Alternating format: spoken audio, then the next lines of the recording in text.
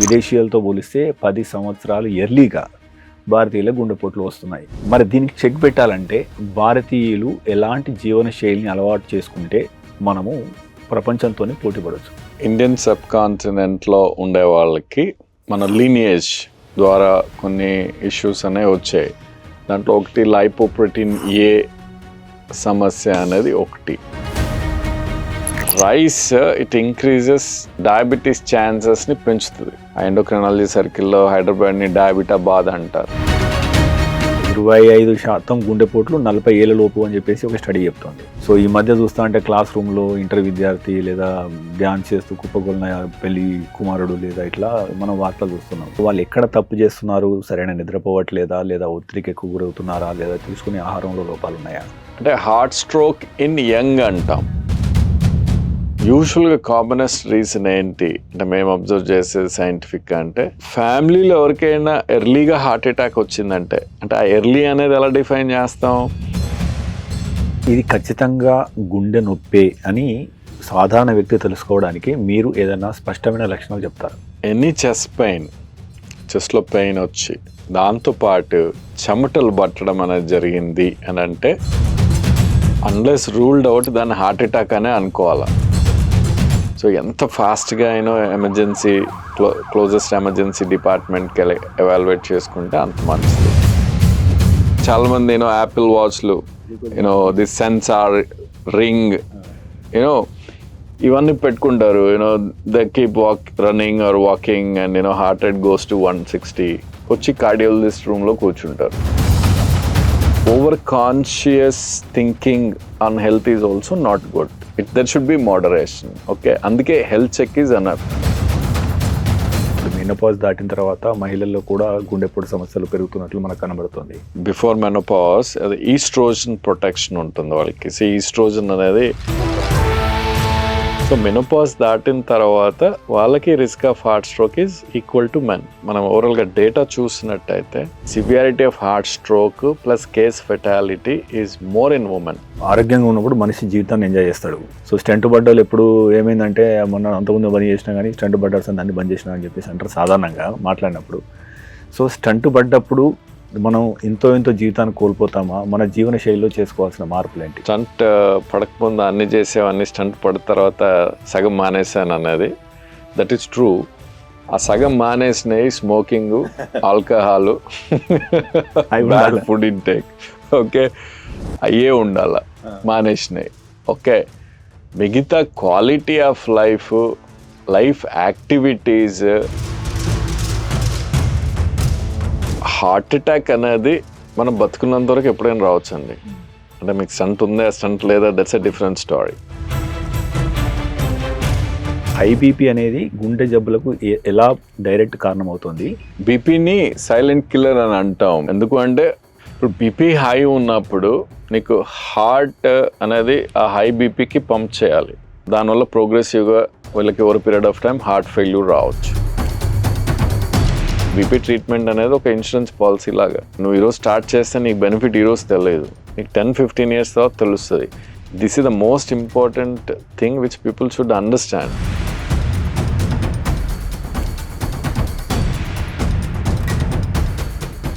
Medicine bill 5,000, current, పాలు, నీళ్లు, medical bill. అరే ఆపు, అనవసరంగా కొని చచ్చా ఈ హార్మోనియం పెట్టే. ఏ నానా, ప్రతి నెల 5,000 మెడికల్ బిల్లా? అవునమ్మా, ప్రతి నెల కొనాల్సిందే. ఈ మెడికల్ బిల్ తగ్గించే మార్గమే లేదా ఏంటి? మెడ్ ప్లస్ యాడా? మెడ్ ప్లస్ లో అదే మెడిసిన్, అదే క్వాలిటీ, మార్కెటింగ్, డిస్ట్రిబ్యూషన్, ఇంకోటి అంటూ వీళ్ళకి అదనపు ఛార్జీలు ఉండవు. అందువల్లే 50-80% డిస్కౌంట్ లో మనకు అందిస్తున్నారు. హాయ్ వివోస్, వెల్కమ్ టు మెట్ప్లస్1 టీవీ. దేశంలోని ప్రముఖ డాక్టర్స్ను పరిచయం చేసే వేదిక డాక్టర్ స్టాకు స్వాగతం. ప్రస్తుతం మనతో ఉన్నారు ప్రముఖ ఇంటర్వెన్షనల్ కార్డియాలజిస్ట్. ఇతన్ని ఒక ఆర్కిటెక్ట్ అని చెప్పొచ్చు. ఎలా అంటే యాక్చువల్గా సాధారణంగా ఓపెన్ హార్ట్ సర్జరీలు బాగా అవుతున్న క్రమంలో ఈ ఓపెన్ హార్ట్ సర్జరీలు కాకుండా నాన్ సర్జికల్ హార్ట్ రిపేర్లో ఒక ఆర్కిటెక్ట్గా చెప్పొచ్చు శరత్ రెడ్డి గారిని. తను టీఏవిఆర్ అయితేనేంటి లేదా సిటీఓ అయితే ఏంటి, ఇలాంటి ఎన్నో అధునాతన విధానాలకు తెరలేపి సర్జికల్ కాకుండా నాన్ సర్జికల్ వాటితోని చాలా ఎఫెక్టివ్గా ఈ గుండె వైద్యం చేస్తున్నారు. అన్నిటికన్నా ముఖ్యంగా ఎన్నో క్లిష్టమైన అంటే గుండె రక్తనాళాల్లో బ్లాక్ అవ్వడం, 100% బ్లాక్ అయిన వాటిని స్టంట్లు వేయడం, ఇలాంటి ఎన్నో క్లిష్టతరమైన ప్రొసీజర్కి ఆయన పెట్టింది పేరు. సో ఆయనతో మనతో ఉన్నారు. గుండెకు సంబంధించిన వ్యాధులు ఎందుకు భారతీయులకు అధికంగా వస్తున్నాయి, మనం ఏం చేస్తే వీటికి దూరంగా ఉండొచ్చు, ముఖ్యంగా ఈ అధునాతన విధానాలు ఏంటి, దాని ద్వారా వచ్చే లాభాలేంటి అనే అంశాల మీద డీటెయిల్గా తెలుసుకునే ప్రయత్నం చేద్దాం. డాక్టర్ గారు నమస్తే అండి. నమస్తే డాక్టర్ గారు, అంటే ముఖ్యంగా సో మనం భారతీయులకి జెనెటికల్లీ ప్రీ డిస్పోజర్ అంటారు. విదేశీయులతో పోలిస్తే 10 సంవత్సరాలు ఎర్లీగా భారతీయులకు గుండెపోట్లు వస్తున్నాయి. మరి దీనికి చెక్ పెట్టాలంటే భారతీయులు ఎలాంటి జీవన శైలిని అలవాటు చేసుకుంటే మనము ప్రపంచంతో పోటీ పడవచ్చు? మనకి అంటే ఈ ఇండియన్ సబ్ కాంటినెంట్లో ఉండే వాళ్ళకి సో మన లీనియేజ్ ద్వారా కొన్ని ఇష్యూస్ అనేవి వచ్చాయి. దాంట్లో ఒకటి లైపోప్రోటీన్ ఏ సమస్య అనేది ఒకటి. అది లైపోప్రోటీన్ ఏ అనేది మన ఇండియన్స్లో ఎక్కువగా ఉంటుంది. సో ఇప్పుడు మనం యుఎస్లో ఒక స్టడీ చూస్తే, అంటే Indians who got settled in US వాళ్ళకి అక్కడ నేటివ్ అమెరికన్స్కి మధ్యలో అయిన హార్ట్ స్ట్రోక్ ఇన్సిడెన్స్ చూస్తే ఇండియన్స్కి హార్ట్ స్ట్రోక్ ఇన్సిడెన్స్ అనేది ఎక్కువగా ఉంది. సో అంటే by genetics we are predisposed.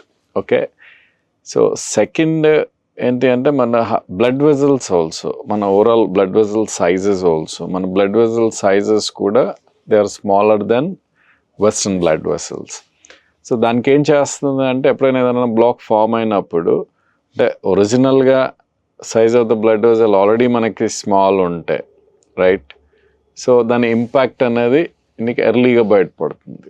Okay, so that's also another reason. So అంటే ఈ రెండింటి వలన మనకి ఎర్లీగా హార్ట్ స్ట్రోక్స్ వచ్చే ఛాన్స్ అనేది పెరిగిపోయింది. దాంతోపాటు లైఫ్ స్టైల్ చేంజెస్ ఈ రెండు ఉన్నాయి. అంటే జెనెటికల్గా మనం ఎక్కువ వచ్చే అవకాశం ఉంది. దానికి యాడింగ్ ఏంటి అంటే మన లైఫ్ స్టైల్. సో ఆ లైఫ్ స్టైల్ మెయిన్గా sedentary life style, you know like work stress, okay, target stress, okay, and then partly smoking, frequency, as well as next drugs and all. So everything is adding and increasing the incidence of heart strokes. So doctor గారు, అంటే సాధారణంగా మనకు ICMR guidelines ప్రకారం almost ఒక 56% గుండెపోట్లు కేవలం జీవన శైలి, మనం తీసుకునే ఆహారపు అలవాట్లో తేడా వల్ల వస్తున్నాయని చెప్తున్నారు. సో ఈ నేపథ్యంలో అంటే మన తెలుగు వాళ్ళకు ముఖ్యంగా వీళ్ళు అన్నము, ఆవకాయ లేదా పెరుగులో ఉప్పు ఇది తీసుకుంటారు యాక్చువల్గా. సో మనం అంటే ఎటువంటి జాగ్రత్తలు తీసుకోవడం ద్వారా, సో అంటే మీరేమన్నా అంటే కొత్తగా అంటే మీరు చేసిన రీసెర్చ్ ద్వారా కానీ మన తెలుగు వారి ఆహార అలవాట్లో ఎలాంటి చేంజెస్ చేస్తే బాగుంటాయి? 2 things అంటే మోస్ట్ రెలవెంట్ థింగ్స్ ఏంటంటే, ఒకటి రైస్ అండి. సో అంటే రైస్ ఇట్ ఇంక్రీజెస్ డయాబెటీస్ ఛాన్సెస్ని పెంచుతుంది. ఓకే, ఇప్పుడు మనకి మొత్తం ఇండియాలో నీకు south India major rice dependent కదా. అండ్ మీరు డయాబెటీస్ ఇన్సిడెన్స్ తీసుకుంటే సౌత్ ఇండియాలో మ్యాక్సిమం డయాబెటీస్ ఇన్సిడెన్స్ ఉంది. అందులో నీకు హైదరాబాద్లో అంటే తెలుగు స్టేట్స్ ఇంకా హయ్యెస్ట్ అండి. ఇన్ఫ్యాక్ట్ ఆ ఎండోక్రైనాలజీ సర్కిల్లో హైదరాబాద్ని డయాబెటాబాద్ అంటారు. ఓకే, సో మెయిన్ ఈ రైస్ ప్రిడామినెంట్గా మనం రైస్ ఈటర్స్ కాబట్టి that is contributing. Okay, so రైస్ని మనము తీసేసి right as much as possible. Next sweets, okay, అంటే సింపుల్ కార్బోహైడ్రేట్స్ని ఓకే మనం డైట్లో నుంచి తీసేయగలిగితే, రైట్? ఇప్పుడు look at all major sweet manufacturing companies తీసుకోండి, మ్యాక్సిమం తెలుగు స్టేట్స్ నుంచే ఉంటారు కదా, Pullareddy, Keshavareddy, all these. So consumption also is more, right? So ఇది అంటే నీకు డైట్లో మనం ఏదైనా ఒకటి అడ్రస్ చేయాలంటే ఫస్ట్ దీన్ని అడ్రస్ చేయాలి. ఓకే, స్విచ్ రైస్ నుంచి స్విచ్ చేయడము అండ్ స్వీట్స్ కంప్లీట్గా ఆపేయడము, that gives a huge benefit. Okay, next okay పికిల్స్కి వస్తే I think that comes as a second అంటే ఇన్ మై అడ్వొకసీ. సో పికిల్స్తో మెయిన్ ప్రాబ్లం ఏంటంటే సాల్ట్ ఇంటేక్. ఆ సాల్ట్ ఇంటేక్ ఎక్కువగా ఉన్నప్పుడు సో నీకు బీపీ ఛాన్సెస్ అంటే బీపీ వచ్చే ఛాన్సెస్ అనేవి పెరుగుతాయి. సో అందుకని పికిల్స్ కూడా మ్యాక్సిమం మినిమైజ్ చేయాలి. ఓకే, అంటే pickles intake. So that also reduces BP incidence. So నీకు రైస్ డయాబెటీస్ ఇన్సిడెన్స్ తగ్గిపోతుంది, పికిల్స్ బీపీ ఇన్సిడెన్స్ తగ్గిపోతుంది. ఆబ్వియస్గా నీకు మోస్ట్ ఆఫ్ ద హార్ట్ అటాక్స్కి either diabetes or hypertension అనేది మేజర్ రిస్క్ ఫ్యాక్టర్.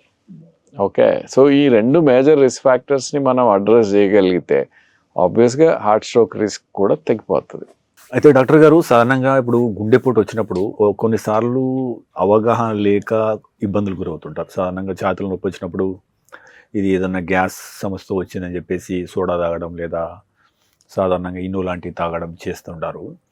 సో ఇది ఖచ్చితంగా గుండె నొప్పే అని సాధారణ వ్యక్తి తెలుసుకోవడానికి మీరు ఏదైనా స్పష్టమైన లక్షణాలు చెప్తారు? ఎప్పుడైనా అంటే చెస్ట్లో పెయిన్ అనేది వచ్చి నీకు అది లైఫ్లో ఫస్ట్ టైం వచ్చింది అని అంటే అది ఇగ్నోర్ చేయొద్దు, పోయేసి చూపించుకోవాలి. Right, that's main thing. Second, any chest pain, చెస్ట్లో పెయిన్ వచ్చి దాంతోపాటు చెమటలు పట్టడం అనేది జరిగింది అని అంటే ఇంకా అది అన్లెస్ రూల్డ్ అవుట్ దాన్ని హార్ట్ అటాక్ అనే అనుకోవాలి.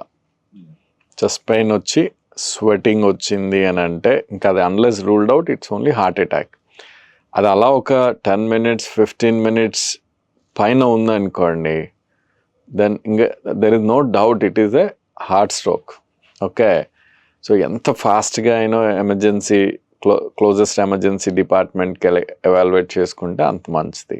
ఓకే, నెక్స్ట్ ఏదైనా పెయిన్, ఓకే, అంటే ఆ ఫస్ట్ 2 categories కాకుండా 3rd category ఏంటంటే ఎప్పుడైనా పెయిన్ అనేది వచ్చి నీకు రెస్ట్లో ఉన్నప్పుడు లేదా మినిమల్ యాక్టివిటీ చేసినప్పుడు చెస్ట్ పెయిన్ వచ్చి సెంటర్ ఆఫ్ ద చెస్ట్లో వచ్చి అది బరువు పెట్టినట్టుగా ఉండడం లేదా మంటగా ఉండడము, రైట్, ఆ నొప్పి చేయికో లేకపోతే భుజానికో లేకపోతే రైట్ సైడ్ జాకో అలా పాకినట్టుగా అనిపించడము. ఓకే, అండ్ ఒకవేళ నడిస్తే అది నొప్పి పెరిగినట్టుగా అనిపించడము, కూర్చుంటే కొంచెం రిలీఫ్గా అనిపించడము, అలా అయ్యింది అని అంటే అగైన్ అది మోస్ట్లీ హార్ట్ రిలేటెడ్.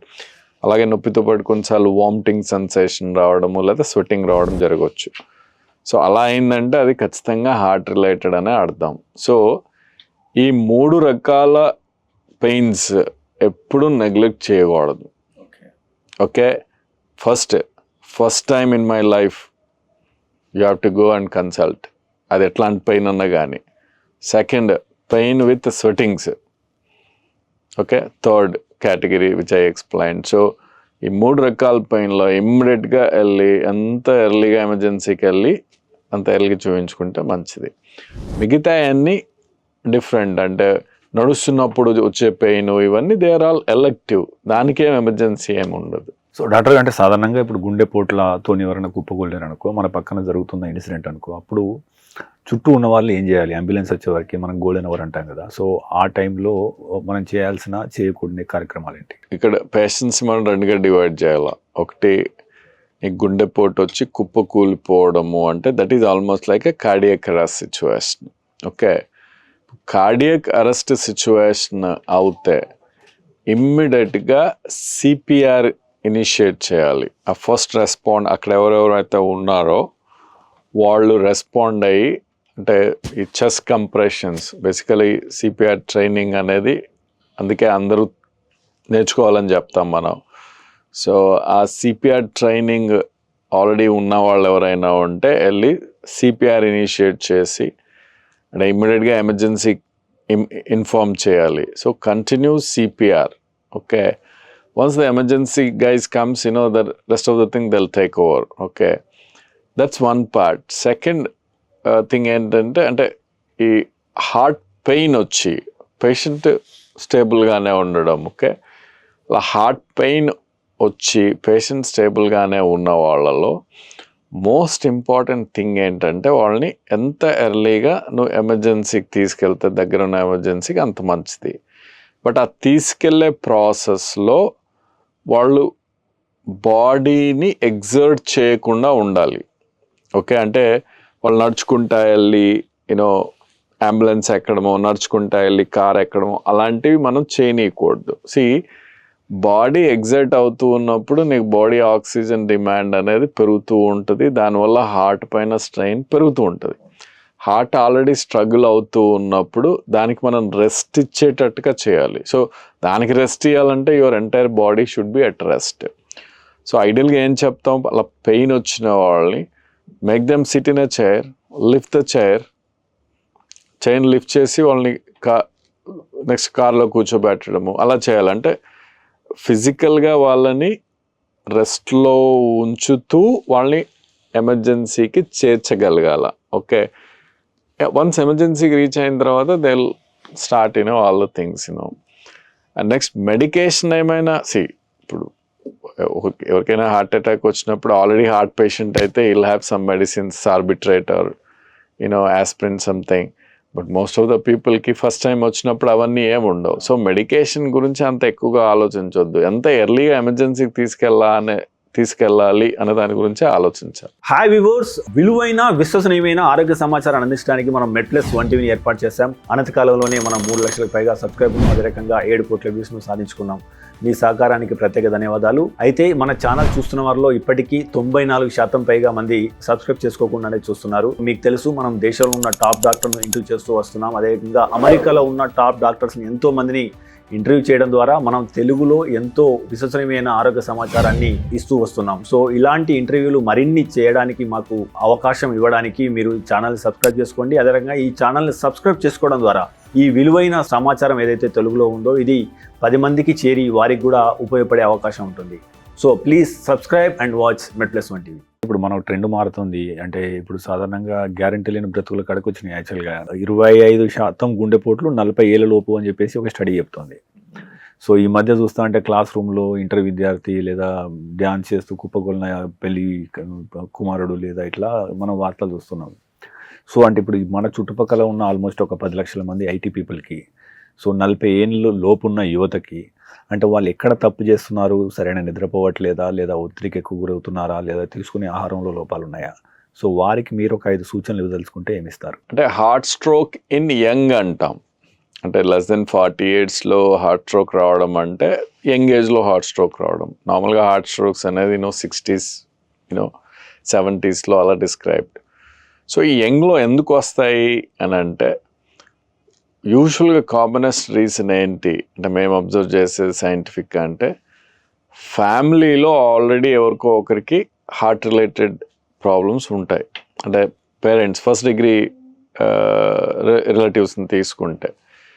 సో అందుకనే ఫ్యామిలీలో ఎవరికైనా ఎర్లీగా హార్ట్ అటాక్ వచ్చిందంటే, అంటే ఆ ఎర్లీ అనేది ఎలా డిఫైన్ చేస్తాం, ఫ్యామిలీలో ఎవరైనా మేల్ పర్సన్కి బిఫోర్ 55 years వచ్చినా, ఫిమేల్ పర్సన్కి బిఫోర్ 65 years హార్ట్ అటాక్ వస్తే అంటే ఆ ఫ్యామిలీలో అది ప్రిమెచ్యూర్ హార్ట్ డిసీజ్ అని అంటాం మనం. సో ఆ ఫ్యామిలీలో ఉన్న మిగతా వాళ్ళందరూ, ఫస్ట్ డిగ్రీ వాళ్ళందరూ చెక్ చేయించుకోవాలి. సో అంటే నీకు వాడు ఈవెన్ అరౌండ్ 35 years ఏం ప్రాబ్లం లేకపోయినా కూడా they have to start checking.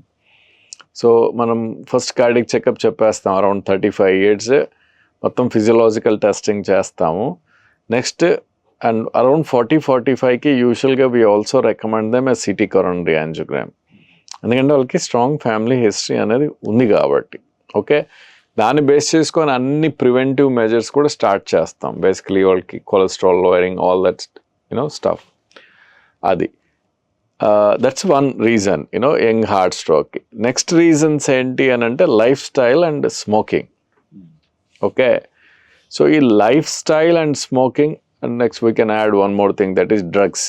So ఇప్పుడు I think drugs also one reason. మనకి ఈవెన్ హైదరాబాద్లో మనం ఇట్స్ నాట్ లైక్ నా only drugs are sold and taken in US అని కాదు. So drugs are very much there all around us. Okay, we all know that. So ఈ drug అంటే కొన్ని drugs ఉంటాయి లైక్ కొకైన్ అని సో దీస్ డ్రగ్స్ దే ఆ blood vessel spasm cause చేసి heart attack cause చేస్తాయి అవి. సో ఈ స్మోకింగ్ అండ్ ఈ డ్రగ్ అబ్యూస్ ఉండేవాళ్ళు దాంట్లో నుంచి బయటకు వచ్చేయాలి. స్మోకింగ్ మనకి heart stroke chances almost 10 times పెంచుతుంది. ఓకే, సిమిలర్గా డ్రగ్స్ అంటే స్పెసిఫిక్ ఎంత పర్సెంటేజ్ అనేది తెలియదు కానీ but similarly it is more than 10 times increase చేస్తుంది అది కూడా. సో ఈ రెండింటిలోంచి బయటికి రావాలి ఆ అలవాట్లు ఉండేవాళ్ళు. నౌ థర్డ్ థింగ్ ఏంటి, నీకు other life style like physical activity. ఇప్పుడు సెడెంటరీ లైఫ్ స్టైల్ నుంచి బయటికి వచ్చి రెగ్యులర్ ఫిజికల్ యాక్టివిటీ ఏదైనా చేయాలి, రైట్? And dietary habits. ఈ డైటరీ హ్యాబిట్స్ మెయిన్గా నీకు ఆ డైటరీ హ్యాబిట్స్లో ఫస్ట్ కరెక్ట్ చేసుకోవాల్సింది timing of food intake. That should be natural, అంటే నీ డే నైట్కి ఉండేటట్టుగా ఉండాలి. మీరు ఇక్కడ వెళ్ళి చూస్తే సాఫ్ట్వేర్ కంపెనీస్లో నైట్ 12 o'clock దాకా, 12 కాదు 1 o'clock 2 o'clock దాకా యూ విల్ హ్యావ్ ఆల్ ఈ breakfast vans or dinner vans అని అన్నీ మొత్తం ఉంటాయి. సో నైట్ 12కి 1కి తినడము, that's not a good habit, right? That is against our natural body mechanisms. So డైట్లో ఫస్ట్ టైం కరెక్ట్ చేసుకోవాలా, ఆ తర్వాత కంటెంట్ కరెక్ట్ చేసుకోవాలా. Okay, time is first followed by content. Okay, so ఈ డైటరీ చేంజెస్ చేసుకొని నెక్స్ట్ ఈస్ నీకు stress. ఆబ్వియస్గా ఏంటి ఇప్పుడు జనరేషన్కి దే ఆర్ అట్లీస్ట్ నా జనరేషన్ అంటే they are spending more time on working and earning and less time on themselves. ఈ ప్రాసెస్ ఆఫ్ వర్క్లో కూడా ఏంటి టార్గెట్స్ ఇవన్నీ it's there in every field, right? Which adds lot of stress to mind. So they need something to address that stress. Okay, that is meditation. So meditation adopt చేసుకొని, right? So you can reduce your stress levels. Of course simple మెడిటేషన్తో కాదు, meditation streamlines your entire life. Okay, so దానివల్ల చాలా stress తగ్గిపోతుంది. So use meditation for your mind management and then change your diet habits, okay, and continue physical activity, right? And then move away from smoking and drugs. This is the holistic lifestyle, which they have to adapt if they don't want heart stroke at young. Doctor గారు, అంటే ఇప్పుడు మానసిక ఒత్తిడిని జయించడం అనేది అది ఒక biggest thing actually. So దానికి మీరేమన్నా ప్రాక్టికల్ స్టెప్స్ చెప్తారా? డాక్టర్ శరత్ రెడ్డి గారు వారి జీవితంలో ఒత్తిడిని జయించడానికి ఏ మార్గాలు అన్వేషించారు, అవి ఎంత ఎఫెక్టివ్గా పనిచేస్తున్నాయి? ఇప్పుడు మానసిక ఒత్తిడి అనేది నీకు అంటే బేసిక్గా ఎందుకు వస్తుంది? You have to understand that source of that stress. ఇప్పుడు ఆ సోర్స్ ఏంటి అంటే నీకు you have some external problem, right? ఆ ప్రాబ్లంకి నువ్వు సొల్యూషన్ ఇవ్వాలి, right? Or you have some target you have to achieve, right? So వీళ్ళకి ఎలా ఉంటుంది ఎంప్లాయీకి, if you achieves you'll get a carrot, achieve అవ్వకపోతే you'll get a beating. Okay, so నీకు ఈ carrot versus beating, okay, this goes on and on in our mind. at the end of day, నువ్వు doctor అయినా anchor అయినా are actor అయినా, so ఫైనల్గా ఏంటి నువ్వు, so your target, okay, and the carrot versus beating. Okay, this will that is the reason for stress. Because if you fail, because the mind starts posing these questions, right? నువ్వు success అయ్యావు, ఇది వస్తుంది, fail అయ్యావు, ఇది పోతుంది. Okay, దీనివల్ల మనకి stress create అవుతుంది. యాజ్ ఎ డాక్టర్ ఇప్పుడు ఏదైనా కాంప్లెక్స్ సర్జరీ ఉంది, రైట్? సక్సెస్ అయింది, right? So you will get elated, right? And you will publish it, or you will do all the హంగామా around it, okay, to get a name or fame or whatever, right? Fail అయింది, you will get depressed, right? Probably sometimes it do happen, ఇంకో 2 రోజులకు patient కూడా చూడవు are ఇంకో నెల వరకు అలాంటి కాంప్లెక్స్ సర్జరీలు కూడా టచ్ చేయవు. ఓకే, సో అంటే that is where the stress is, right?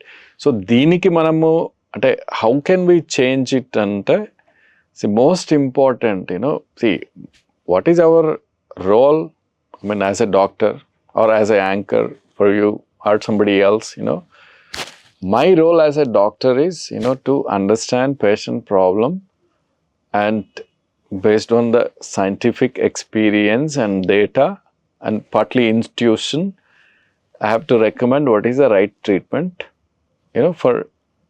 for him. Okay, see, that is my role. So in that recommendation, there is only science, there is evidence, there is intuition, that's all, right? I have to completely separate myself from outcomes. But what I have to do very diligently, careful ga, diligent ga, ప్రతి stepney plan చేసి చేయడం అనేది, that is my responsibility, that is my duty. Okay, outcome is నా effort plus God's grace, రెండు కలిపితేనే outcome వస్తుంది, right? So ఇప్పుడు ఆ outcome నుంచి నేను నన్ను సపరేట్ చేసుకుంటే, రైట్, దెన్ అక్కడ ప్రాబ్లం స్ట్రెస్ అనేది ఏం పెద్దగా యాడ్ అవుతుంది. But when I attach myself to outcome, it can be either way. Good outcome రాగానే చేసి ఇది చేయడము, బ్యాడ్ అవుట్కమ్ రాగానే ఇది అవన్నీ ఏమీ ఉండకూడదు. That then only you can avoid all the stressors in the world. Otherwise you will have stress every day. How I achieved that is only through meditation. Answer is simple. So meditation will give you the best answer. You will get many answers, okay? Not just this one thing which I explained. You will come to know many things. So simply telling, one of the reason for stress is you want to earn more. That's why you keep doing more, right? Meditation brings moderation into every aspect of your life, including your earning part. That doesn't mean meditators won't earn money and kaadu, but stability, there will be a moderation. You don't think too much about that. Whatever has to come, you think about work, how to do work diligently, how to do things diligently.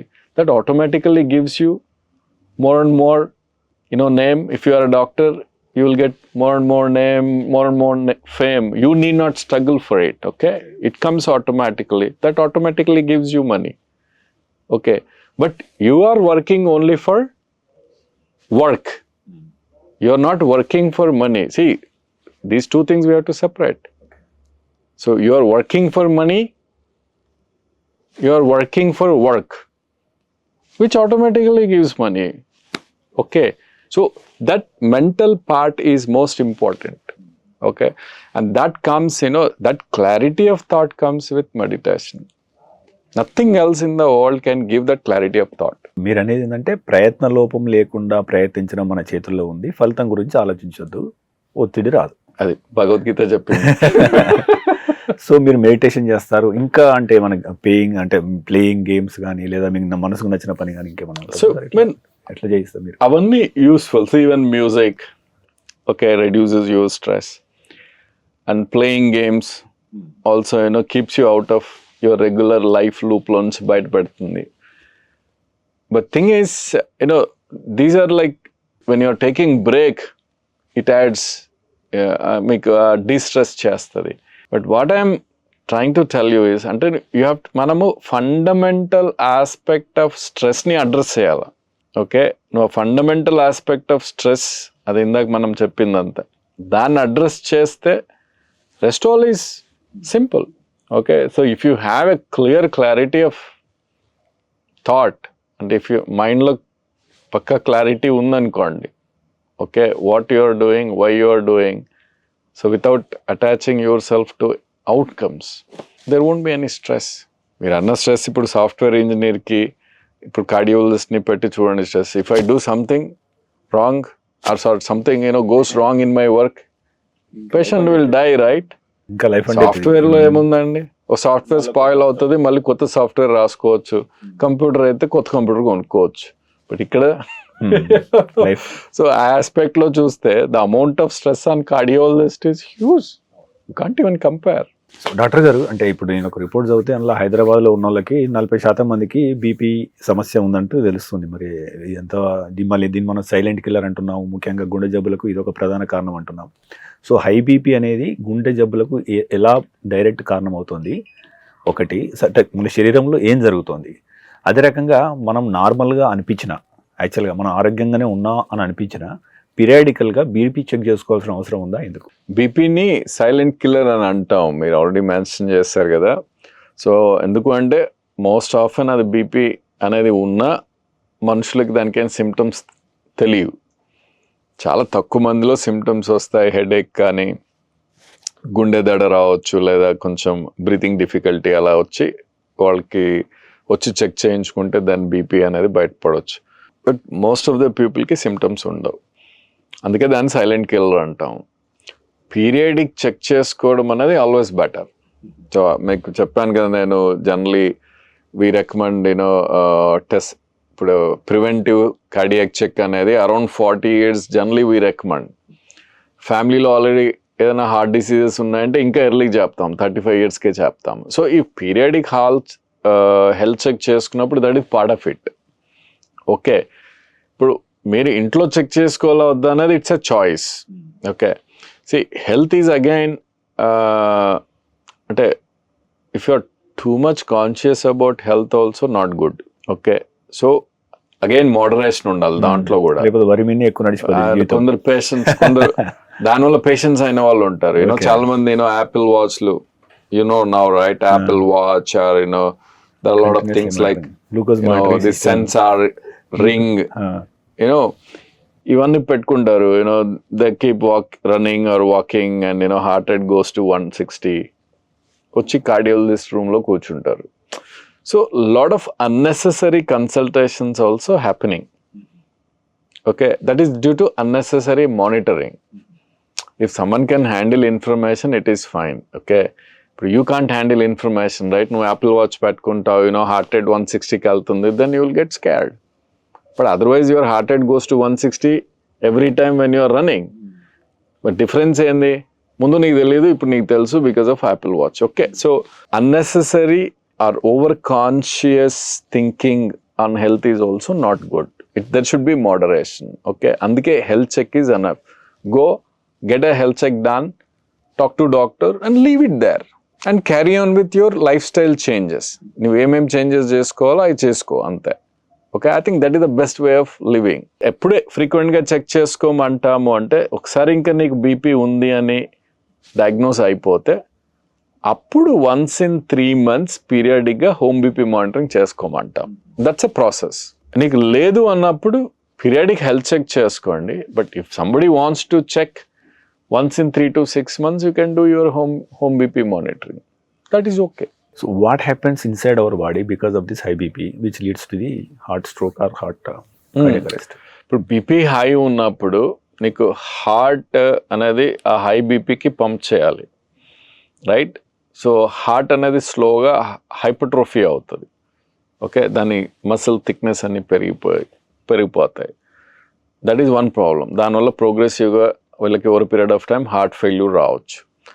Next, high BP ఉన్నప్పుడు so ఈ blood వెజల్స్లో ఈ cholesterol deposition అయ్యి దాన్ని atherosclerosis అని అంటాం.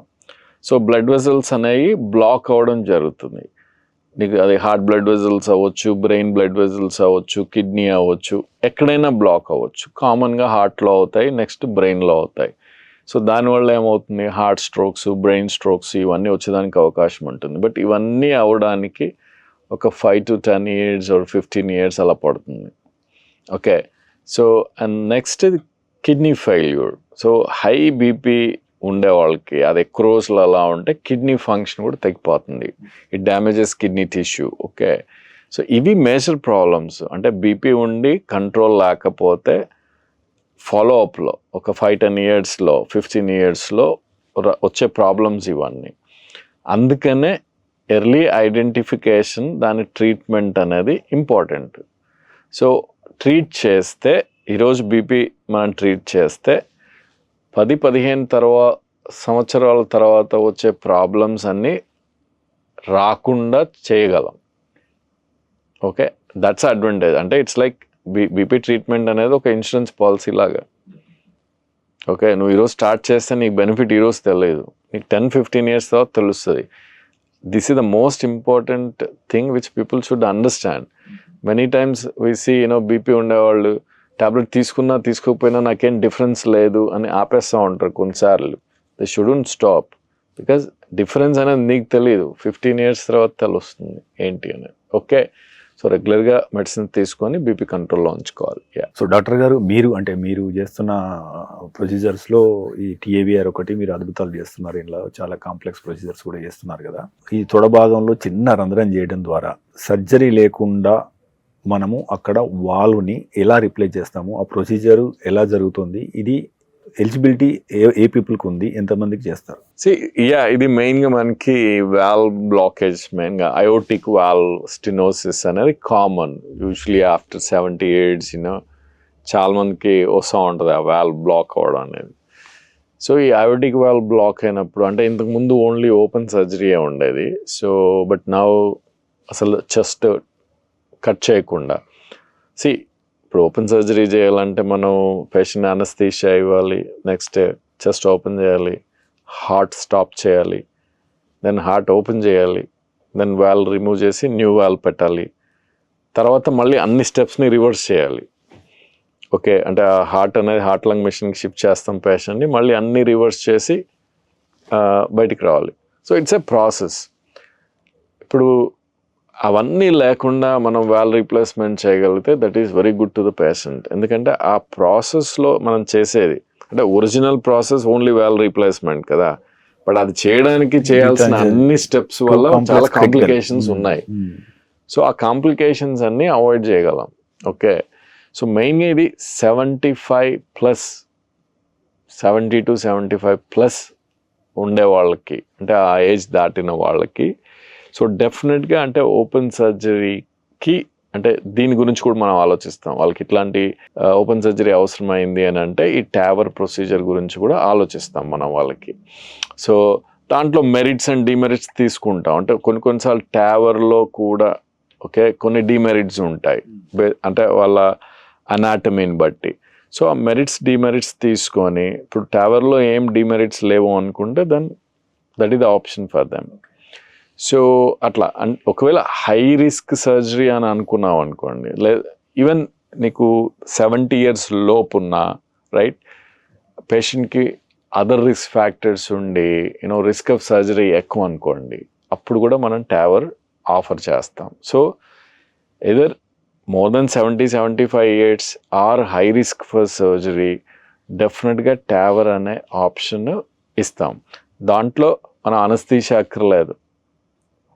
Okay, పేషెంట్ని ventilator మీద పెట్టక్కర్లేదు, రైట్, హార్ట్ ఏం కట్ చేయక్కర్లా, హార్ట్ లంగ్ మెషిన్ అక్కర్లా, ఏం అక్కర్లా. సింపుల్గా మనం లెగ్లోని ఆర్టరీలో నుంచి ఒక వాల్వ్ని తీసుకెళ్ళి అక్కడ డిప్లాయ్ చేయడం జరుగుతుంది. ఇట్ ఈస్ సింపుల్ సెడేషన్లో చేస్తాం, mild sedition. So patient can start walking 6 to 8 hours after procedure. Okay, and patient నీకు త్రూఅవుట్ ద ప్రొసీజర్ పేషెంట్ కాన్షియస్గా ఉంటాడు. So and faster recovery, next 2 daysలో is out of hospital and he can start doing everything. Okay, that's an advantage. So but always we select patients, అంటే బ్లాంకెట్గా అందరికీ ఆ option ఇవ్వము, select చేసుకుంటాం. there is a criteria for that, and then always we discuss heart team అంటే surgeon, నేను, అనస్టిస్ట్ అందరం కూర్చొని discuss చేసి ఉన్న ఆప్షన్స్ అన్ని ఎవాల్యుయేట్ చేసి then will offer patient that surgery. So మీరు చేస్తున్న మరో అతిపెద్ద ప్రొసీజర్ CTO. యాక్చువల్గా సాధారణంగా మనకు బ్లాక్ అయినప్పుడు, అంటే 100% బలంగా ఒక బండలాగా బ్లాక్ అయిన రక్తనాళం, దాన్ని మనం సాధారణంగా బైపాస్ సర్జరీ చేస్తారు, అది బెస్ట్ అని అనుకుంటారు చాలామంది యాక్చువల్గా. బట్ మీరు 100% బలంగా బండలాగా మొత్తం పూసుకుపోయిన రక్తనాళాన్ని ఈ ప్రొసీజర్ ద్వారా ఎట్లా మీరు స్టెంట్ వేసి తిరిగి మామూలు స్థితికి తీసుకొస్తారు? సో అంటే ఆ ప్రొసీజర్ గురించి మొత్తం అర్థమయ్యేటట్టు చెప్పాలంటే ఇట్స్ ఆల్మోస్ట్ ఇంపాసిబుల్. ఎందుకంటే ఈ సిటిఓ ప్రొసీజర్స్ అనేది ఇప్పుడు కార్డియాలజీ చేసి ఓకే నెక్స్ట్ ఇంటర్వెన్షనల్ కార్డియాలజీ చేసిన వాళ్ళ అందరికీ ఒక డ్రీమ్ లాగా ఉంటుందండి. అంటే సిటిఓ ఇంటర్వెన్షన్లో మాస్టర్ అవ్వాలి అనేది every one will dream for it. అంత కాంప్లెక్స్ టెరిటరీ అది, రైట్? సో అంత కాంప్లెక్స్ టెరిటరీని మన వ్యూవర్స్కి 1 minute అర్థం చేయించడం అనేది ఇట్స్ ఇంపాసిబుల్. కాకపోతే అర్థం చేసుకోవాల్సింది ఏంటంటే ఈ 100% బ్లాక్ అయిన వెజల్స్ని ఓపెన్ చేయొచ్చు బైపాస్ సర్జరీ లేకుండా, అది clear, right? Again here also patient selection అని చెప్పాను నేను. సో అంటే బేస్డ్ ఆన్ వాళ్ళకున్న బ్లాకేజ్ అనాటమీని బట్టి వి సెలెక్ట్ పేషెంట్స్. బ్లాంకెట్గా నేను 100% పేషెంట్స్కి దిస్ ఈజ్ ఆప్షన్ అని నేను చెప్పకూడదు, right? So we select patients. Nearly significant proportion of పేషెంట్స్కి బైపాస్ సర్జరీ లేకుండా చేయొచ్చు, ఓకే? సో దీంట్లో ఇంపార్టెంట్ ఏంటి అని అంటే సక్సెస్ రేట్. ఓకే, ఈ ప్రొసీజర్స్లో ఇంపార్టెన్స్ ఏంటి అంటే సక్సెస్ రేట్. అవుట్కమ్స్ అన్నీ ఇప్పుడు సక్సెస్ రేట్ మీద డిపెండ్ అయి ఉంటాయి. అండ్ సక్సెస్ రేట్ అనేది ఆపరేటర్ మీద, ఇన్స్టిట్యూషన్ మీద డిపెండ్ అయి ఉంటుంది. అండ్ కీ ఎవరు అంటే ఆపరేటర్. ఓకే, అంటే ఇది ఇట్స్ అ కాంప్లెక్స్ ఫీల్డ్. యూజువల్గా లెర్నింగ్ కర్వ్ ఆల్మోస్ట్ ఒక 7 years 8 years లెర్నింగ్ కర్వ్ ఉంటుంది వీటికి, ఈ ఇంటర్వెన్షన్స్కి. అంటే అన్ని సంవత్సరాలు నువ్వు డెడికేటెడ్గా ఆ పేషెంట్స్ మీద వర్క్ చేసి రెగ్యులర్గా అనాలిసిస్ చేసి సక్సెస్ని ఫెయిల్యూర్ని అండర్స్టాండ్ చేసుకొని you have to keep paving your path. అప్పుడు you will get a good success rate. So what we recommend ఈ కైండ్ ఆఫ్ ఇంటర్వెన్షన్స్లో ఆపరేటర్కి మినిమం 80% సక్సెస్ రేట్ లేకుండా ఇలాంటి ఇంటర్వెన్షన్స్ చేయకూడదు. Because that is also harmful to patient. Okay, so minimum success rate మనం 80% ఉంటేనే ఇలాంటి సర్జరీస్ ఆ ఇన్స్టిట్యూషన్లో వాళ్ళు అటెంప్ట్ చేయాలి. అండ్ ఫార్చునేట్లీ మేము అంటే we have been working on these for last from 2010, so nearly 15 years. So our success rate, my team success rate is 95%, which is best in the world, comparable to best centers in the world, ECTO interventions law. So because of that high success rate, my institution law, right? So ilan patients vachinappudu we offer only this therapy. Okay, so ఇప్పుడు మేము ఇక్కడ offer చేస్తున్నామని అందరూ same offer చేయాలని లేదు. Because ultimately it depends on the institution capability, operator capability, operator success rate. These 3 determines what you offer to patient. That's how many patients they get offered CABG because ఆ ఇన్స్టిట్యూషన్లో అదే చేయగలరు, okay, for this problem. So patients land up bypass వద్దు అనుకొని ఏదో ఇంకో solution కావాలనుకునే వాళ్ళు they land up with us. So yeah, so it's all అంటే ఇట్ వెరీస్. నీ కెపబిలిటీ అనేది very very important for centre, for operator to do these interventions. ఆరోగ్యంగా ఉన్నప్పుడు మనిషి జీవితాన్ని ఎంజాయ్ చేస్తాడు. సో అతనికి ఇప్పుడు సాధారణంగా స్టెంట్ పడ్డ తర్వాత జీవితంలో కొంత భాగం కోల్పోయినట్టు అనిపిస్తుంది సాధారణంగా. అంటే సాధారణంగా వాళ్ళు అంటే అంత ముందులాగా పరిగెత్తవచ్చా, ఆటలాడవచ్చా అంటే అని ఒక అనుమానం ఉంటుంది. అదే రకంగా స్టంటు 5 సంవత్సరాల తర్వాత పాడయ్యే అవకాశం ఉంటుందన్న అభిప్రాయం కూడా ఉంటుంది. సో స్టంట్ పడ్డాలు ఎప్పుడు ఏమైందంటే మొన్న అంతకుముందు బంద్ చేసినా కానీ స్టంట్ పడ్డారు సార్ దాన్ని బంద్ చేసినా అని చెప్పేసి అంటారు సాధారణంగా మాట్లాడినప్పుడు. సో స్టంట్ పడ్డప్పుడు మనం ఎంతో జీవితాన్ని కోల్పోతామా? మన జీవన శైలిలో చేసుకోవాల్సిన మార్పులు ఏంటి? సో మీ లాస్ట్ పార్ట్ నేను ఫస్ట్ తీసుకొస్తాను. స్టంట్ పడకముందు అన్ని చేసేవన్నీ స్టంట్ పడిన తర్వాత సగం మానేశాను అనేది. That is true. ఆ సగం మానేసినాయి smoking, alcohol, bad food intake, okay, అయ్యే ఉండాల, మానేసినాయి. ఓకే, మిగతా quality of life activities limit అవ్వకూడదు. ఓకే, మన పేషెంట్కి మనం ఏ సర్జరీ చేసినా or any treatment for that matter first objective ఏంటి ఏదైనా ట్రీట్మెంట్కి అంటే to give same quality of life.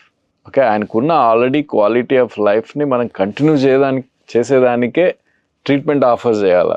ఆ క్వాలిటీ ఆఫ్ లైఫ్ తగ్గుతుంది అని అంటే ఆ ట్రీట్మెంట్కి మెరిట్ అనేది పోయింది. ఓకే, సో ఇక్కడ ప్రాబ్లం ఎక్కడ వస్తుంది అని అంటే పార్ట్లీ పేషెంట్స్ అండర్స్టాండింగ్, పార్ట్లీ అంటే amount of time physician spending on patient.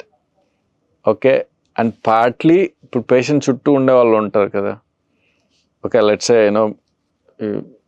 someone in your family has some problem and next day nunchi you will keep pestering, don't do that, don't do this, don't do that, so ఇది అంతా ఏంటంటే ఈ అందరి వల్ల అయ్యే problem అది. Okay, so honestly quality of life అనేది తగ్గకూడదు. Okay, let's say ఇప్పుడు అక్యూట్ హార్ట్ స్ట్రోక్ వచ్చి మనం స్టంటింగ్ చేయాల్సిన సిచ్యువేషన్ అనుకోండి, యూజువల్లీ 6 weeks వరకు మనమే చెప్తాం that's a healing process. 6 weeks వరకు వాళ్ళ యాక్టివిటీస్ లిమిట్ చేసుకోమంటాం. 6 weeks అయిపోయిన తర్వాత they can carry on with they regular activities, even strenuous activity, exercises అన్నీ చేయొచ్చు. వాళ్ళ హార్ట్ పంపింగ్ అన్ని నార్మల్ అన్నీ ఉంటే. ఒకవేళ హార్ట్ పంపింగ్ డిస్ఫంక్షన్ అలా ఉంటే ఏమవుతుంది అని అంటే వాళ్ళకి ఫంక్షనల్ లిమిటేషన్ వస్తుంది. ఓకే, సో అంటే ఒక పర్టికులర్ లెవెల్ ఆఫ్ ఎక్సర్సైజ్ వరకే వాళ్ళు చేయగలరు పంపింగ్ డిస్ఫంక్షన్ అప్పుడు. సో వాళ్ళకి ఏం చెప్తాం, symptom limited activity. You do whatever activity you want, but నీకు సిమ్టమ్స్ వస్తే ఆగిపోవాలి. Okay, so that is what we recommend. Never ever we say limit your activity అంటే ఆఫ్టర్ స్టంటింగ్. ఓకే, సో ఆ limitation to activity only depends on what patient can do. ఇప్పుడు patient ముందు కూడా చేయలేడు అనుకో, I can't push him now after procedure, right? So that quality of life before procedure ఎలా ఉందో immediately before procedure ఆ quality of life most of the times వస్తుంది, unless heart stroke వచ్చి పంపింగ్ తగ్గితే తప్ప. ఓకే, సో యా, ఇంకోటి మెయిన్గా patient చుట్టుపక్కల ఉండేవాళ్ళు. ఓకే, ఈ పేషెంట్ చుట్టుపక్కల ఉండేవాళ్ళు దట్ షుడెంట్ పెస్టర్ పేషెంట్. ఒట్టి మనిషి కాదు, ఒట్టి మనిషి కాదు సో అలా పెస్టర్ చేయకూడదు. నీకు ఎవ్రీ టైం నువ్వు హార్ట్ పేషెంట్ అని ఆయనకు చెప్పినట్టు అది, రైట్? ఇప్పుడు నేను హానెస్ట్లీ అసలు ఆ పేషెంట్ అనే వర్డ్ని వాడను hospital. I keep telling even my assistants and other doctors also not to use that patient, because the moment you say patient you are infusing sickness into person. అర్థమైందా? నేను మిమ్మల్ని patient అని అనగానే I'm infusing sickness. Okay, so అది that's not good thing to do at home. Okay, నీకు కావాలి ఏదైనా discuss చేయాలంటే ఓకే డేలో ఏదో ఒక 10 minutes ఏదో ఒక టైంలో చెప్పాలి ఆయనకి, right? So every time is eating some food. Okay, so నువ్వు ఈ పేషెంట్ నువ్వు తినకూడదు, right? And every time you give medicine. Medicine is also like a reminder. Okay, so I mean what I suggest ఈ patient చుట్టుపక్కల ఉండే వాళ్ళు కూడా చాలా కేర్ఫుల్గా, it is better use this thing less frequently, right? ఇప్పుడు చేసే ప్రతి యాక్టివిటీని లిమిట్ చేయకూడదు. ఇఫ్ ఎట్ ఆల్ మనం డిస్కస్ చేయాలనుకుంటే ఏదో ఒక టైంలో కూర్చొని ఈ యాక్టివిటీస్ చేయొచ్చా లేదా అనేది ప్రొఫెషనల్ ఒపీనియన్ తీసుకోవాలి. అందుకే కార్డియాక్ రిహాబ్ అనేది ఇట్స్ ఎ పార్ట్. ఇప్పుడు every surgery I do, cardiac rehab is a part of it. There are rehab physicians, వాళ్ళకి ఏం డౌట్లు ఉన్నా రిహాబ్ ఫిజిషియన్తో కూర్చొని సార్ట్అవుట్ చేసుకోవాలి. సో దాన్ని ఇంటికి తీసుకెళ్ళి ఇంట్లో ఎవ్రీ గంటకు ఒకసారి ఆయనకి గుర్తు చేయకూడదు. ఇది కంప్లీట్ చేద్దాం సార్. ఇది ఏంటంటే సాధారణంగా message to the care givers. So అంటే ఇప్పుడు సాధారణంగా కుటుంబంలో ఎవరికైనా హార్ట్ అటాక్ వస్తే అంటే వాళ్ళ భార్యకు లేదా కుమారునికి ఒక ఆందోళన మొదలవుతుంది. సో మళ్ళీ మా తండ్రికి మళ్ళీ ఎప్పుడన్నా లేదా నా భర్తకు మళ్ళీ ఎప్పుడన్నా హార్ట్ అటాక్ వస్తుందా, సివియర్గా వస్తే ప్రాణాల మీద ప్రమాదం అవుతుందా అని ఒక బాధ ఉంటుంది. సో అంటే మీరు కేర్ గివర్స్కి మీరు ఇచ్చే సందేశం ఏంటి? ఒకసారి అంటే ప్రాబ్లీ పార్ట్లీ ఇందాక మీరు అడిగిన half of the first question. ఒకసారి స్టంట్ వేసిన తర్వాత మళ్ళీ రావచ్చు అనేది డౌట్ ఉంటుంది అనేది. ఇప్పుడు హార్ట్ అటాక్ అనేది మనం బతుకున్నంత వరకు ఎప్పుడైనా రావచ్చు అండి. అంటే మీకు స్టంట్ ఉందా స్టంట్ లేదా that's a different story.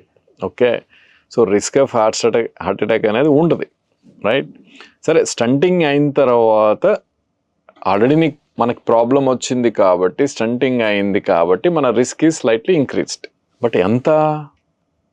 Risk is 2%, not 100%. Okay, so ఈ స్టంట్స్ ఇలాంటివి వేసిన వాళ్ళకి మళ్ళీ సడన్గా ప్రాబ్లం వచ్చే అవకాశాలు ఓన్లీ 2%. ఓకే, ఆ 2%ని మనం బ్లో చేసి 100% లాగా ఎవ్రీడే చూడకూడదు. అదే తప్పు, అది చేయకూడదు. అంటే అంత కాన్షియస్ లివింగ్ అనేది ఇట్ ఈస్ నాట్ గుడ్. ఆ ఐడియానే నేను ఊరికే రిపీటెడ్గా పేషెంట్కి ఇవ్వద్దు అని చెప్తున్నాను. ఓకే, సో ఆ 2%ని 100% లాగా మనం చూపించుకోవద్దు. Okay, we have to give him confidence, confidence of living and, moving with whatever he had. అది. సో అన్నెసెసరీగా దాని గురించి ఎక్కువ ఆలోచించకూడదు. సరే, ఇప్పుడు వాళ్ళు 98%లో ఉండేదానికి ఏం చేయాలో అది చేయాలా? అంటే లైఫ్ స్టైల్ మాడిఫికేషన్ చేసుకోవాలా, మెడికేషన్ ఉంటాయి, మెయిన్గా బ్లడ్ థిన్నర్స్ రెగ్యులర్గా వాడాలి. బ్లడ్ థిన్నర్స్ ఎట్టి పరిస్థితుల్లో ఆపకూడదు, అన్లెస్ ఫిజిషియన్ అడ్వైస్ తీసుకోకుండా అసలు ఆపకూడదు. అండ్ కొన్ని మెడికేషన్, కొలెస్ట్రాల్ మెడికేషన్ ఉంటాయి, సో అది మళ్ళీ రికరెన్స్ని తగ్గించేదానికి అది కంటిన్యూ చేయాలి. సో మెడిసిన్ ఏది వాడాలో అది వాడాలి, లైఫ్ స్టైల్ మాడిఫికేషన్ చేసుకోవాలి, and stop thinking about 2%. Okay, చుట్టూ ఉండే వాళ్ళు కూడా అంతే. 2% గురించి అనవసరం. ఆ 2%, even they have a risk of heart stroke, maybe less than 1%, but even they have, right? So వాళ్ళు ఎలా చూసుకుంటారో అలానే చూడాలి ఇన్ని కూడా. ఓకే, ఆ 1%లో ఎంత పెద్ద బిగ్ డిఫరెన్స్ తీసుకురాకలే. ఇంకోటి సార్, ఇంతకుముందు క్వశ్చన్లో మనం మిస్ అయింది life span of stent. Stents అనేవి ఒకవేళ రీబ్లాక్ అవుతాయి ఫస్ట్ 1 to 2 yearsలో అవుతాయి జనరల్గా. అవ్వకపోతే జనరల్గా అవ్వవు. ఓకే, సో ఇంకా దాని గురించి ఎక్కువగా ఆలోచించాల్సిన అవసరం లేదు. అండ్ స్టంట్ ఇప్పుడు బ్లాక్ అనేది ఒక ప్లేస్లో వస్తే మనం అక్కడ స్టంట్ చేస్తాము, బట్ రక్తనాళం అనేది పొడుగ్గా ఉంటుంది కదా, ఇప్పుడు అక్కడ రాకుండా ఇంకో దగ్గర రావచ్చు. ఓకే, సో అందుకే ఒకసారి వచ్చింది అంటే ఇంకో దగ్గర రాకుండా ఉండేదానికి చేయాల్సినవన్నీ చేయాలి. అదే lifestyle modification. There are few medication, so which కంటిన్యూస్గా అవి తీసుకుంటూ ఉండాలి. ఫిజికల్ యాక్టివిటీ చేయాలి, డైట్ అన్నీ మోడిఫై చేసుకోవాలి. Okay, and they have to live. And consciousness of reblockage అనేది అనవసరం. డాక్టర్ గారు, సాధారణంగా గుండెపోటు అనగానే ఎక్కువ మంది పురుషులకు మాత్రమే వస్తుంది అనేది కొంతమంది అభిప్రాయం. యాక్చువల్గా ఇప్పుడు మెనోపాజ్ దాటిన తర్వాత మహిళల్లో కూడా గుండెపోటు సమస్యలు పెరుగుతున్నట్లు మనకు కనబడుతుంది. సో అంటే మహిళలు ముఖ్యంగా ఈ మెనోపాజ్ దాటిన వయసులో ఉన్నవారు వాళ్ళు పట్టించుకొని ప్రారంభ లక్షణాలు ఏంటి, సో వాళ్ళు దేని మీద దృష్టి పెట్టుకుంటే వాళ్ళ లైఫ్ స్టైల్ బాగుంటుంది, గుండెపోటు దాకా వెళ్ళకుండా అవకాశం ఉంటుంది, వాళ్ళు పెరగడానికి కారణం ఏంటి? కారణం ఉమెన్కి మెన్కి కంపేర్ చేస్తే హార్ట్ స్ట్రోక్ ఇన్సిడెన్స్ ఉమెన్లో చాలా తక్కువ ఉంటుంది. అంటే బిఫోర్ మెనోపాజ్ అది ఈస్ట్రోజన్ ప్రొటెక్షన్ ఉంటుంది వాళ్ళకి. సో ఈస్ట్రోజన్ అనేది మనకి హార్ట్ డిసీజ్ ఛాన్సెస్ని బాగా తగ్గిస్తుంది. Okay, but after menopause, okay, hormonal changes వల్ల, ఓకే, సో ఆ హార్మోనల్ ప్రొటెక్షన్ అనేది పోతుంది. సో ఆ రిస్క్ ఆఫ్ హార్ట్ స్ట్రోక్ మెన్కి ఈక్వల్ అవుతుంది.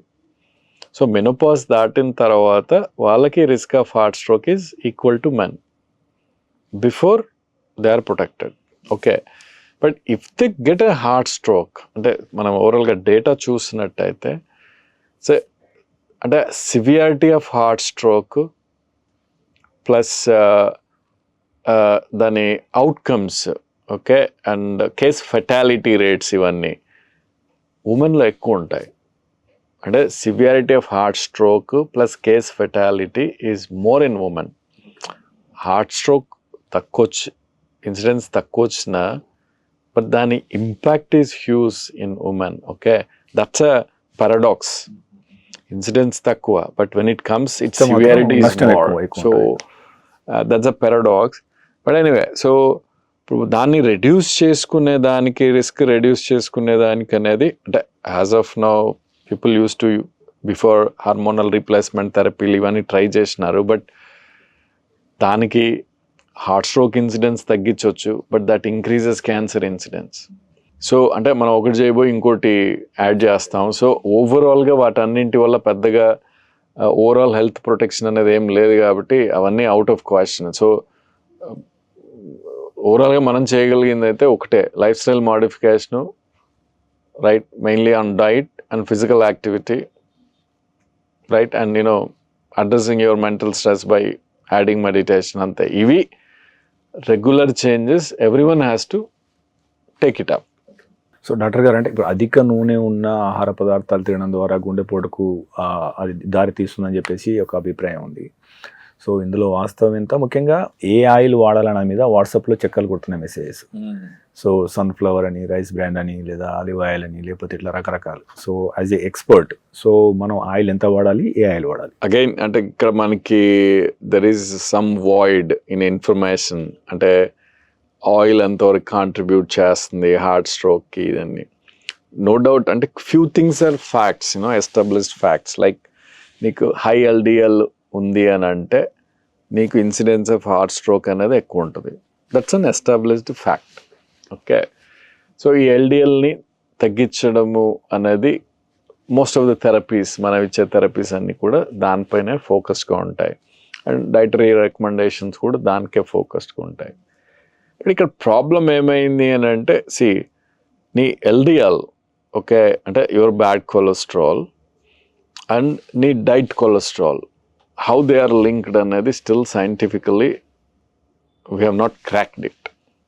Whether diet cholesterol is completely decides your blood cholesterol levels అనేది, that link is still not established to significant extent. Okay, so అందుకని దాని clear connection is bit still evading our technology. Anyway మనం, but recommendations wise ఏంది, ఓవరాల్గా quantity of oil intake should be less.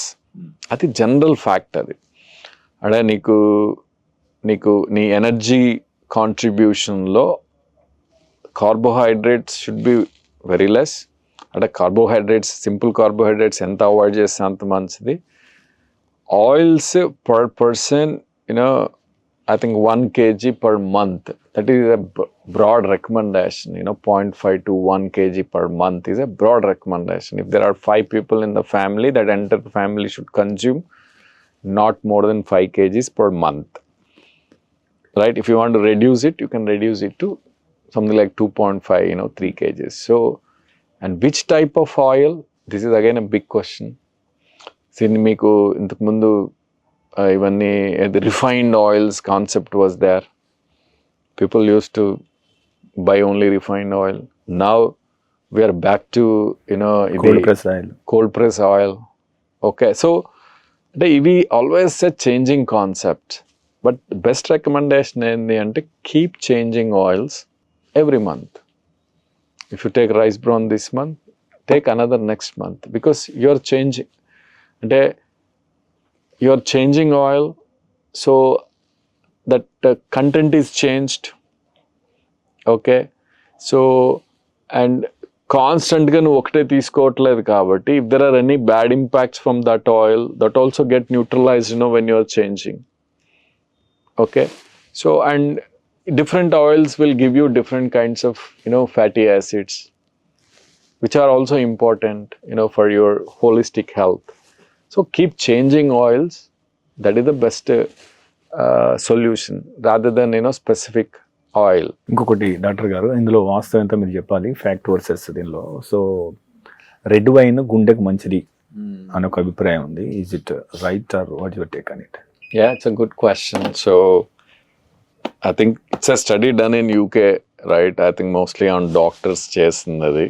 Red wine 2 pegs per day, for a period of few months to years, and then they compared, heart stroke incidence in them versus, non-wine takers. They found some difference, okay? But let's say ఇప్పుడు నేను మీకు చెప్పాను అనుకోండి, రోజు 2 red wine pegs తీసుకోండి అని. Do you stop with two pegs? So that's a biggest problem, right? Second, మీరు only వాళ్ళ పేషెంట్ ఓన్లీ ఆ 2 పెగ్స్ తీసుకుంటాడా, దాంతోపాటు ఇంకేమన్నా మంచింగ్ చేస్తాడా? చేస్తారు, చికెన్, మటన్, ఆయిల్ ఫుడ్, అది అయిపోయిన సో తర్వాత smoking. Let's say red wine తో నీకు ఒక 1% ప్రొటెక్షన్ వచ్చింది అనుకోండి, ఇవన్నీ తిని నువ్వు 10% రిస్క్ పెంచుకోవట్లా. So eventually you are increasing your risk by 9%, okay? So see that's a very difficult thing to bring into recommendation. If you ask me, I don't recommend anything at all. No red wine, no alcohol, nothing, okay? ఇంకొకటి, empty స్టమక్లో ఎల్లిపాయ తింటే రక్తనాళాలు బాగుంటాయి అనేది ఒకటి ఉన్నది. So garlic with empty stomach, so is it helps actually? Again, see, if you ask me, data తీసి చూడాలి, డేటాతో మాట్లాడాలి అంటే I don't have an answer to it. But ఒకటే చెప్పగలను, అది తిన్న దానివల్ల నష్టం లేదు. Let's eat. And when you believe it, see, if someone is believing it so strongly, let them do it, okay? Nothing wrong in taking it. So doctor గారు, అంటే సాధారణంగా మన గుండెలో ఏదో 50% 60% బ్లాకేజ్ ఏర్పడింది అనుకున్నప్పుడు, దాన్ని మనము మన ఆహార అలవాట్లు చేంజ్ చేయడం ద్వారా కానీ, వ్యాయామం చేయడం ద్వారా కానీ తిరిగి మామూలు స్థితికి తీసుకొచ్చే అవకాశం ఉందా? సో దీని గురించి వివరిస్తారు.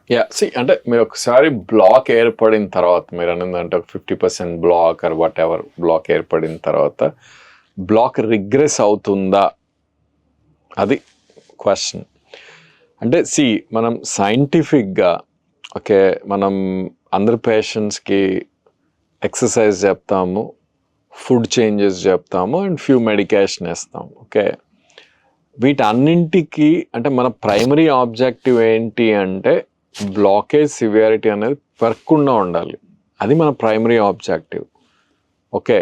అది రిగ్రెస్ అవుతుందా అంటే 50% అనేది 40, 30, 20 అవుతుందా అంటే that's a nature's call, okay? అంటే మనం ఇచ్చే థెరపీ ఎప్పుడు కూడా వాట్ వీ లుక్ ఎట్, అది ప్రోగ్రెస్ అవ్వకూడదు. బట్ రిగ్రెస్ అనేది అవ్వచ్చు. There are descriptions on regression, block regress అవుతుంది అనే డిస్క్రిప్షన్స్ ఇప్పుడు ఉన్నాయి. There are many newer medication which came, that is possible, okay? But అది మన అబ్జెక్టివ్ కాదు most of the times, okay? So let's continue whatever మనం measures తీసుకోవాలో అన్నీ తీసుకోవాలి. If it is regresses, it is well and good.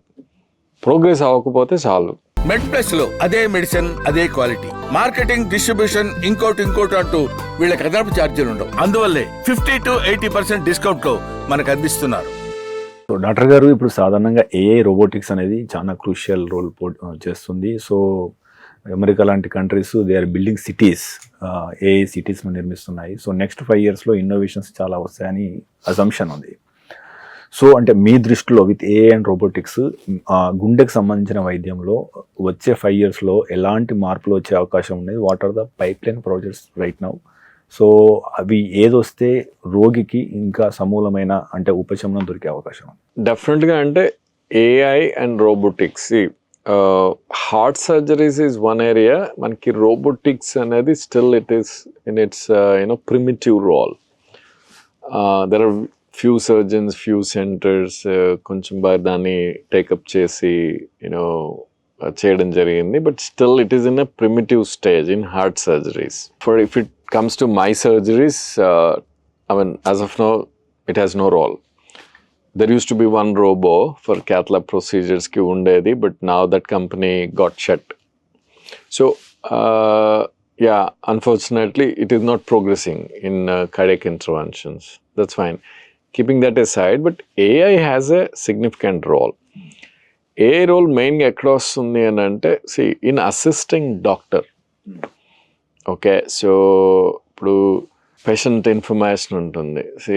Few patients of mine వాళ్ళకి ఒక 4-5 సర్జరీలు ఉంటాయి, you know they'll be lot of information, like it's like writing an essay, you know.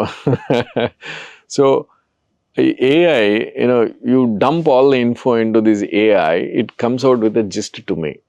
So otherwise what would have been taken, at least 2 hours, 3 hours నాకు analyse చేయడానికి, decision మేకింగ్కి, which comes out in a 5-10 minutes from AI. Okay, that's a great advantage. Doc assist as an assistant, it helps, it is a very good thing, and that is going to change in that area. Next, surgery planning, see, most of my surgeries I use few softwares, to analyze all the blood vessels, bring them together and to understand the problems and bailouts and all that stuff. So all these points, AI can give me within a 5-10 minutes. Otherwise, which would have taken 1 hour for me to analyze. AI mottam analysis, it can keep in front of my eyes. That's one other area, So it saves a lot of physician time on all these things, okay? So that I can spend my time directly on patient. I can serve more patients, in these kind of complex surgeries. Next is data entry, discharge summary, preparation. So all these documentation part, AI can take over a period of time. So that gives more time to physicians, more time to nurses and other healthcare workers like technicians, everyone. That time they can spend on patient directly. Okay, but especially if when you go and see in Western countries. See, here our hospital is completely online, HIMS based. There is no paper. But what happens is, most of the time people spend, on computers rather than on patients. So, but that part we can really change, by using AI. Okay, so doctor గారు యాక్చువల్గా సిటీలో ఉన్న all complex surgeries మీకు refer చేస్తారు కదా సాధారణంగా. So impossible అనుకున్న ఏదైనా హార్డెస్ట్ కేసు గురించి మీరు సాల్వ్ చేసిన దాని గురించి 1-2 కేసెస్ గురించి చర్చించండి. So which gave you immense satisfaction. Yeah, again, when you say satisfaction, I'm going back to your first question, that is outcomes ki attach avagoodu. That's fine. See, ee complex heart procedures, I get a lot of patients, from Hyderabad and also states around and northeast nunchi vastaru, and even from Dubai, this Middle East nunchi kuda chaala mandi patients vastaru. So if you ask me, to recollect one patient, one patient, he came from Dubai. Okay, so anki renal transplant అయిపోయింది and kidney got failed. Again he has to undergo second renal transplant. First transplant given by mother, second is sister was ready to give kidney to him. The problem ఏమైంది అంటే ఆయనకి heart blood vessels, all major vessels are blocked, and also heart pumping కూడా బాగా week ఉండింది. He went around many hospitals in South India, in all cities. So ఇప్పుడు ఇక్కడ ఆయన problem ఏంది, ఫస్ట్ హార్ట్ని ట్రీట్ చేయాలా లేదా కిడ్నీ ట్రాన్స్ప్లాంట్ చేయాలా? హార్ట్ని ట్రీట్ చేయకుండా కిడ్నీ ట్రాన్స్ప్లాంట్ చేస్తే during surgery itself patient can collapse. But హార్ట్ని ట్రీట్ చేస్తే, but heart surgery itself kidney failure ఉన్నప్పుడు హార్ట్ సర్జరీ రిస్క్ 30-40% ఉంటుంది. So that was a dilemma. So ఆ డైలమాలో హార్ట్ సర్జన్ ఏం చేస్తాడంటే, యూ గో టు nephrologist అంటాడు, nephrologist you go to heart surgeon. The patient was just going around all doctors and he landed with us. So what we did, we did an innovative procedure on him. Open surgery లేకుండా, so దీన్ని మనం chip PCA అని అంటాం. Okay, అంటే Impella assisted chip PCA అని. So open surgery లేకుండా ఒక Impella అనే ఒక సర్క్యులేటరీ సపోర్ట్ పెట్టేసి పేషెంట్కి, నో అనస్థీషియా, వితౌట్ అనస్థీషియా, అంటే it's a parallel pump to heart పెట్టేసేసి, then we did stenting. All vessels. Stenting చేసిన తర్వాత 3 months తర్వాత his heart is completely normalised in next 2 to 3 months. 3 months తర్వాత then we did renal transplant and letter we gave a solution, so complete solution to patient. Now it's been more than 4 years. He comes for follow-up, every year once from Dubai here. So that is the most satisfying patient because he went around all the hospitals in India, and especially when patient came from other country, right? So that also speaks about our country, our talent, our quality of care, everything. So ఇంకోటి sir అంటే ఇప్పుడు అంటే కొంతమంది doubt ఉండొచ్చు, అంటే ఇప్పుడు టీఏవిఆర్ కావచ్చు, ఈ సిటీఓ కానీ అంటే అడ్వాన్స్ ప్రొసీజర్ కదా, వీటికి ఎక్కువ ఖర్చు అవుతుంది కదా, సో అఫోర్డబిలిటీ ఎట్లా ఉంటుంది, ఎంత ఖర్చు అవుతుంది, హెల్త్ ఇన్సూరెన్స్లు అన్ని కవర్ చేస్తాయని డౌట్ ఉండొచ్చు, దాని గురించి చెప్పండి. that's a good question. See, ఇప్పుడు అంటే కొన్ని ఇన్సూరెన్సెస్ ఫుల్గా కవర్ చేస్తూ ఉంటాయి, కొన్ని ఇన్సూరెన్సెస్ కంప్లీట్గా ఇవ్వవు ఇలాంటి ప్రొసీజర్స్ని. ఎందుకంటే ఈ ప్రొసీజర్స్ అన్నీ they are very advance procedures and they are cost intensive because we use lot of hardware intensive, and ఆ హార్డ్వేర్ కూడా వెరీ కాస్ట్లీ అది.